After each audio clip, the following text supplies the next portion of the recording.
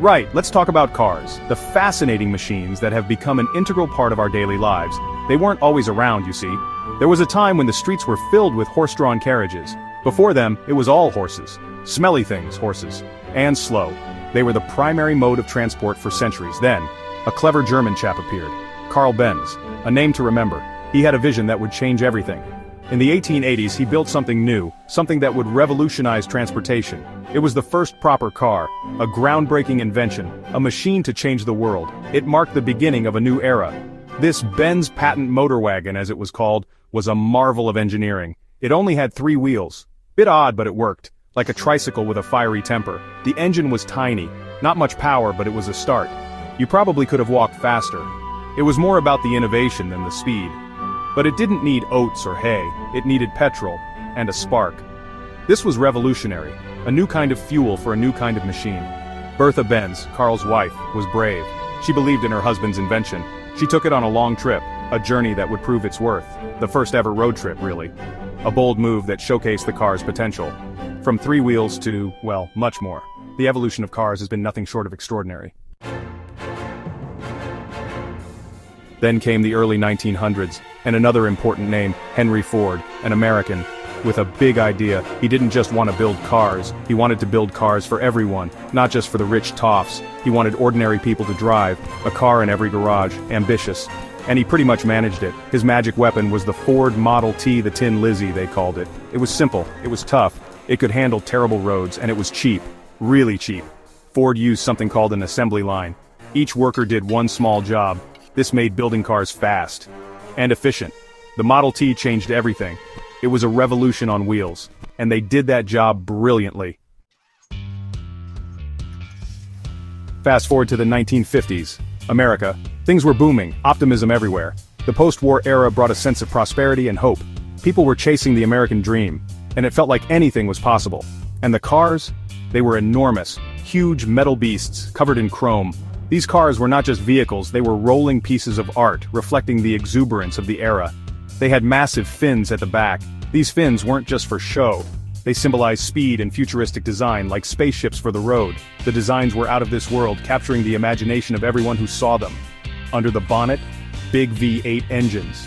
These engines were the heart and soul of the car, providing unmatched power and performance. They rumbled, they roared. The sound of these engines was music to the ears of car enthusiasts. It was all about style and showing off. These cars were a statement of success and individuality. Think of those classic American cruisers. Cadillac Eldorado, the epitome of luxury and elegance. Chevrolet Bel Air, pink, a car that stood out in any crowd. Turquoise, two-tone paint, white wall tires, bench seats, every detail was meticulously crafted. They were symbols of the American dream, driving down Main Street, looking cool. These cars were more than just transportation, they were a lifestyle. The radio playing rock and roll. These cars had personality, lots of it. They were an extension of the owner's identity. They weren't just transport, they were statements. Bold, loud, and unapologetic. Then came the 1970s. A new era was dawning, the era of the muscle car. These cars were all about raw power and performance. Power, raw, untamed power. These machines were built to dominate the roads. Suddenly, big thirsty engines weren't so cool. The fuel crisis changed everything, and the era of excess began to wane. Section 4. New kids on the block, Japanese stars, and clever computers. By the 1990s, things were changing. New players were becoming very strong, especially the Japanese manufacturers.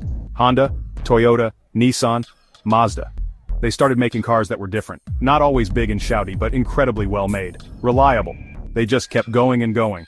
Western car makers were worried. These Japanese cars were often clever, with efficient engines and smart packaging.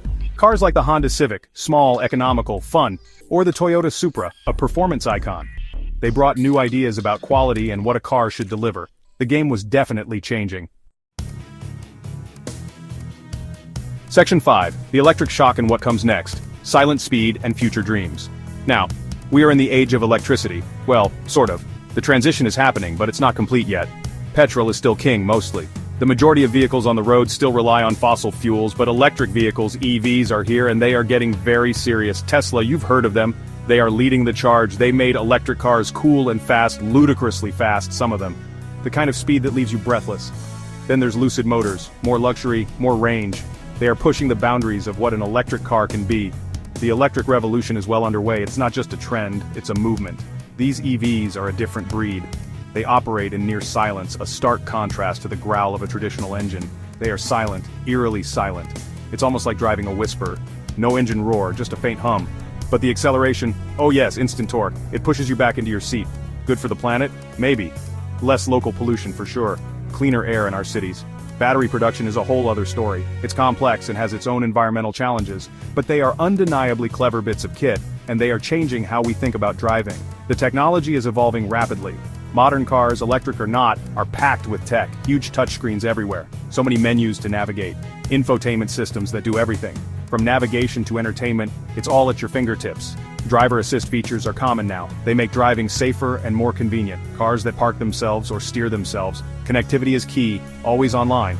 The future is here. The car will keep evolving, that is certain. The possibilities are endless. From Benz's three-wheeler to who knows what. The journey of the automobile is far from over.